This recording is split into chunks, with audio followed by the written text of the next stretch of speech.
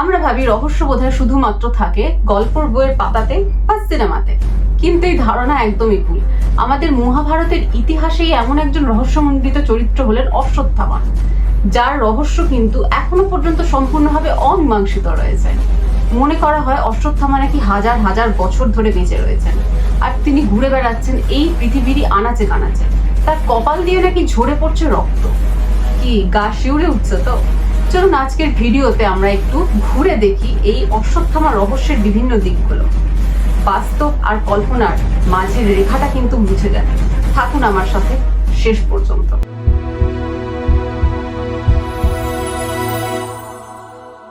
এই অশ্বত্থামা কে ছিলেন? অশ্বত্থামা ছিলেন দ্রোণাচার্যের পুত্র, আর এই দ্রোণাচার্য ছিলেন কৌরব আর পাণ্ডবদের অস্ত্রগুরু। এই অশ্বত্থামার জন্ম কিন্তু কোনো সাধারণ জন্ম ছিল না। তিনি কিন্তু জন্ম থেকেই আশীর্বাদ নিয়ে জন্মেছিলেন। তিনি কিন্তু স্বয়ং ব্রহ্মার বর প্রাপ্ত। জন্মের সময় থেকেই তার কপালে বিরাজ করতো একটা উজ্জ্বল মণি, যেটা ছিল অমরত্বের প্রতীক। আর এই অমরত্বের বরই তাকে স্বয়ং ব্রহ্মা দিয়েছিলেন। কিন্তু তার এই আশীর্বাদ বা বরও কিন্তু মহাভারতের ইতিহাসে একটা অভিশাপ হয়ে দাঁড়ায়।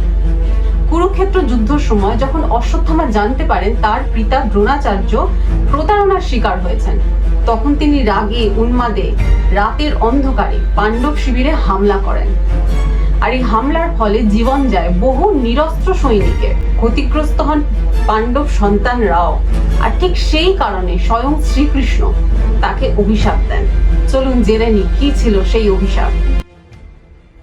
স্বয়ং শ্রীকৃষ্ণ তাকে অভিশাপ দেন যে তুমি হাজার হাজার বছর ধরে এই পৃথিবীর বুকে ঘুরে বেড়াবে, তোমার কপাল থেকে রক্ত ঝরতে থাকবে, তোমার সমস্ত গর্ব ক্ষুণ্ণ হয়ে যাবে, এবং তুমি কিন্তু কারো কোনো সাহায্য পাবে না।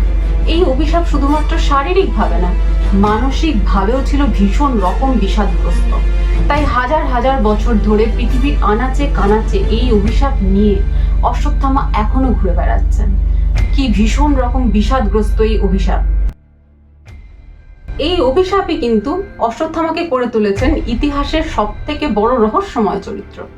বহু প্রত্যক্ষদর্শী জানিয়ে থাকেন যে মধ্যপ্রদেশের গর্জারিয়া দুর্গ, আশিরগড় দুর্গ, এরকম বেশ কিছু জায়গায় এক ব্যক্তিকে লক্ষ্য করা যায় যার কপাল থেকে নাকি অনবরত রক্ত ঝরে পড়ছে।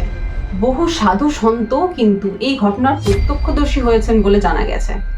1912 সালের ঘটনা। ব্রিটিশ ডক্টর হেনরি মধ্যপ্রদেশের এক গ্রামে এক ব্যক্তির চিকিৎসাধীন ছিলেন, যার কপাল থেকে নাকি অনবরত রক্ত বেরোচ্ছিল। কিন্তু তিনি জানান হঠাৎ করেই সেই মানুষটি যেন গায়েব বা ভ্যানিশ হয়ে যায়। সে কিন্তু নিজের চিকিৎসা ফেলেই পালিয়ে যায়। এখন প্রশ্ন হলো, বিজ্ঞান কি বলে? বিজ্ঞান সম্পূর্ণভাবে এই ঘটনাকে অসম্ভব বলে উড়িয়ে দিয়েছে। কারণ বৈজ্ঞানিক মতে বার্ধক্য হলো একটি অবশ্যম্ভাবী ঘটনা। মানুষের শরীরের কোষ ধীরে ধীরে ক্ষয়িত হতেই থাকে।